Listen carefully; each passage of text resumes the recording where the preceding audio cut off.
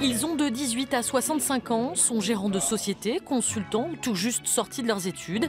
Et ils sont côte à côte dans ce cours de droit des sociétés dispensé au stade Charletti. Leur point commun, c'est leur passion pour le football. S'ils ont repris le chemin de l'école, c'est pour devenir agents de joueurs, avec en tête pour certains les montants colossaux de récents transferts. Quand on voit des transferts récemment, Paul Pogba qui a été transféré de la Juventus à Manchester, c'est sûr que c'est des transferts qui font rêver, on se dit pourquoi pas nous.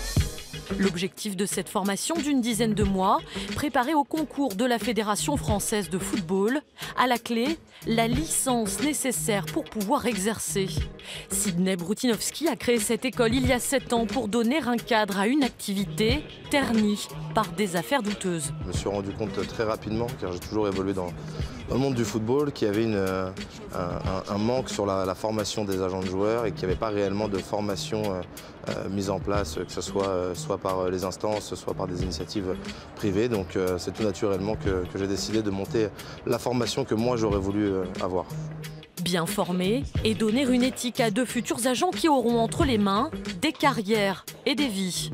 Johan, aujourd'hui consultant, était footballeur professionnel en Belgique. Mal conseillé pendant son parcours, il suit aujourd'hui cette formation pour éviter à d'autres joueurs les déconvenues qu'il a vécues. Un agent, il doit répondre aux problématiques des joueurs. À partir du moment où on essaye de dévier le sportif de son intérêt principal, c'est-à-dire jouer au football et être performant, et qu'on essaye d'inclure des enjeux financiers ou des intérêts personnels autres que ceux qui sont nécessaires pour un sportif de haut niveau, il peut y avoir des problèmes. Et cette exigence, elle commence dès l'examen. Obtenir la licence d'agent demande des connaissances en droit pointues. Pour un club qui organise des manifestations sportives payantes, quel avantage fiscal peut avoir l'assujettissement à la TVA des droits d'entrée acquittés par les spectateurs? Ça, c'est une question que tu dois développer. Le taux de réussite à cette licence est inférieur à 20% au niveau national. Car avant de rêver à découvrir la pépite, il faut savoir gérer de A à Z les étapes qui jalonnent une carrière de footballeur. La partie contractuelle, parce qu'on est confronté à ça en permanence. La partie fiscale, parce qu'on a quand même une activité de conseiller, on doit être capable vraiment d'accompagner les sportifs dans leur gestion.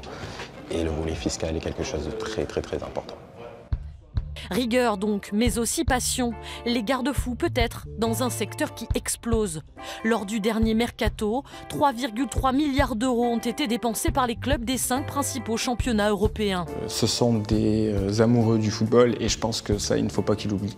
Je pense qu'ils doivent toujours se concentrer sur ça, exercer leur métier avec passion. Et c'est ce que j'essaie de leur apprendre et de leur inculquer parce que je pense que ces valeurs, les valeurs sportives, notamment les valeurs du football, c'est ce qui leur permettra par la suite d'évoluer sereinement et proprement dans ce métier. Mais pour passer de Charletti à Santiago Bernabéu, pour pouvoir rêver un jour d'être un Mendes ou un Raiola, de pouvoir accompagner dans leur carrière Cristiano Ronaldo ou Zlatan Ibrahimovic, c'est son réseau qu'il faut aussi beaucoup développer. Un travail de terrain qui se fait en dehors des salles de classe.